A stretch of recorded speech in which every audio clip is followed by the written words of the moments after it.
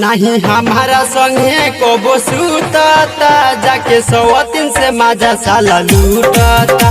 नहीं हमारा संगे कबो सुतता जाके सवतीन से मजा साला लूटता।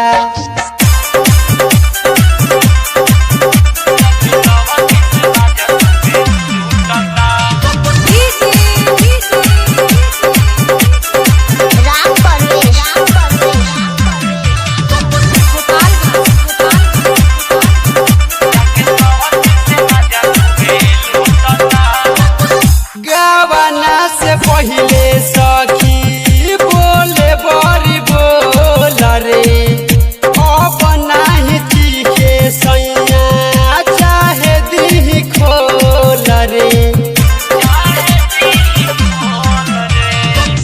गावना से पहिले सैया बोले बड़ी बोल रे अब नाही तीखे सैया चाहे दी खोल रे। झूठे कहेला सोना मोन रे प्यार कर के तो बैठे कोन रे। इहे देखी देखी मनवा दुखता जाके सवतीन से मजा साला लूटता।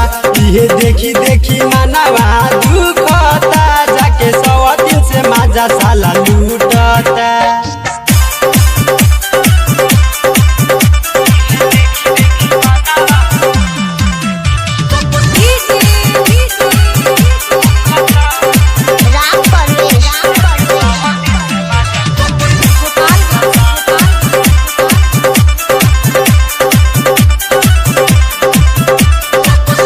चोलिया से जुए हमारा टप टप पानी संदीप सोयलेस से रोज कहतानी।